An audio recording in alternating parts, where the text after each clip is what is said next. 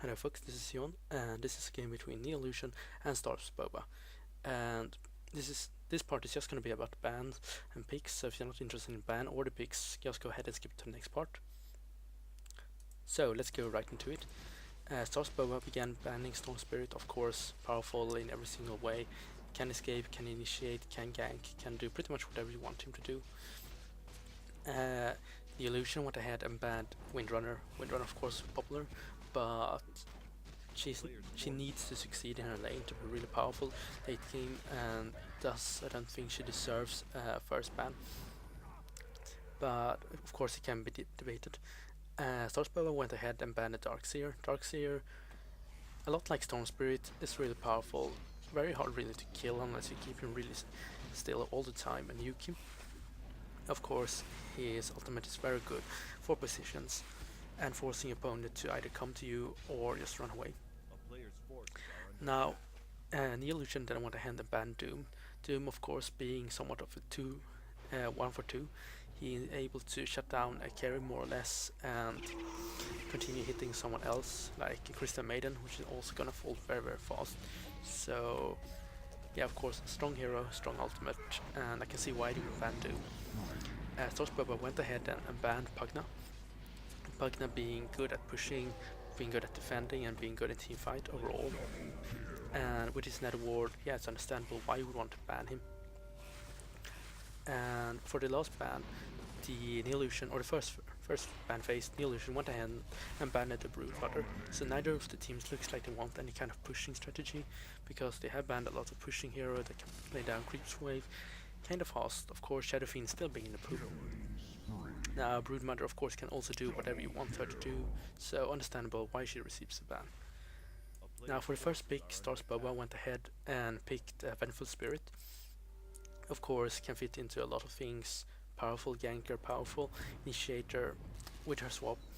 Or, well, yeah, she basically trades her life for carry. She is, with her stun and with her swap, I would say she's at the level of Doom, but of course it can be debated.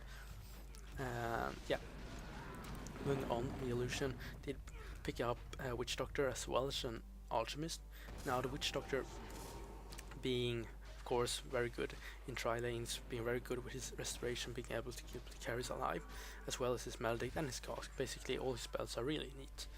The Alchemist, of course, has his ultimate hard to kill, as well as having his acid spray, which is really great in team fights, reducing armor so much if you go for some kind of armor strategy. I would say Temple Assassin, Shadow Fiend, stuff like that, that has natural minus armor.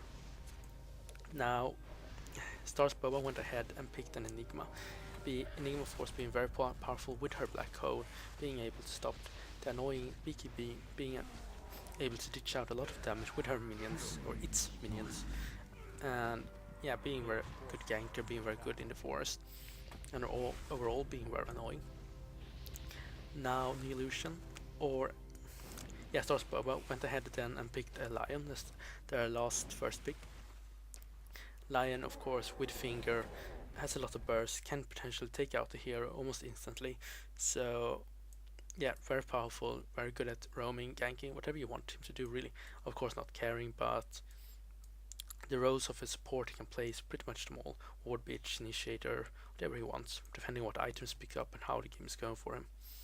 Now, as the last pick for the Neolution's first pick phase, they did pick up their Morphling, and yeah, really interesting to see if they are going to pick their Morphling and Shadow Fiend strategy. Basically, it's Morphling being in one lane pushing, and Shadow Fiend being with 4 other heroes pushing another lane, and they're basically gonna force one of the opponent's carry to come down to Morphling's lane, but they can't, and by doing that they are gonna push with the other 4 very effective, as well as Morphling is not really gonna die if he has a good start.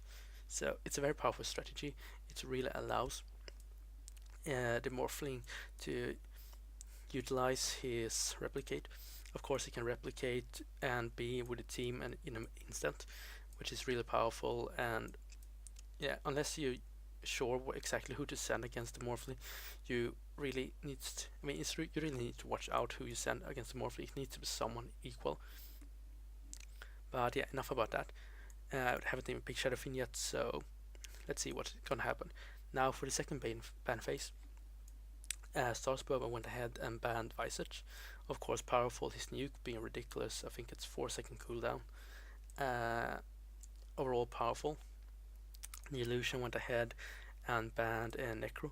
Of course, being able to instant kill the Morphling with his ultimate is kind of annoying, and you don't really want to see that happening to your Morphling. So understandable. As well as Alchemist, which is also very tanky.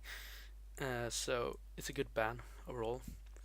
Third ban from and the second ban and the last ban from Starsboba was Puck. I'm not sure why really banning Puck. I mean, of course he's good with his stagger, he's a good initiator, he's good in team fight, but I would probably have banned something else like the Shadow Fiend, probably because yeah, I've seen Neolutions play with their Shadow Fiend and a Morphling before, so kind of scary. Unless you think you actually can beat it. If you think you can beat it, of course, beat it in the way that they actually, when they actually have the Shadow Fiend, of course, go ahead and do that and ban Puck. But I would prefer seeing a ban on the Shadow Fiend. But that is my opinion, of course. Now the fourth ban in the second ban phase and the last was the Drow Ranger. Of course, Drow Ranger's silence being really annoying for poor Morphling, as well as she's being really powerful overall hero. For the last picks, we have Starsboba picking up with Sidehunter, of course, ultimate great, and that's basically all he is, an ultimate hero. Ultimates and basically beat chill after that, or just out attacking. Neolution went ahead and picked the Shadow Fiend, of course, so they are gonna go for the Shadow Fiend Morphling strategy, and we are gonna see if it's gonna work out. Now, the last pick from Starsboba was Medusa, and I can honestly say I have no idea who's more powerful, the Medusa or the Morphling. I would consider both of them equal powerful. They need equal items more or less. Morphling, of course, favor Skadi a lot more, but they are very similar in that they both want Link and they both want Metastyle, they both want Butterfly if they can manage. And Skadi, of course, being somewhat more desirable for the stats for the Morphling rather than the more tanky, a tanky item on the Medusa. Medusa would probably prefer picking up a BKB over Skadi if she already has a Butterfly, of course. Now, as the last pick from Neolution, we do end up seeing a Cloak, and haven't seen him much. Really fun hero, really fun ultimate, and really annoying when you have that little mini stun going on you. You basically can't cast anything, so it's basically silence more or less. Of course, it only applies if you are fighting him 1-1 or fighting him alone. But yeah, a very annoying ability overall, and can really result in some funny situations. But overall, I wouldn't say anyone really got outpicked. I can't really favor anyone, so I'm gonna put 50-50 on this match, and let's see how it's gonna go. So stay tuned for part 2.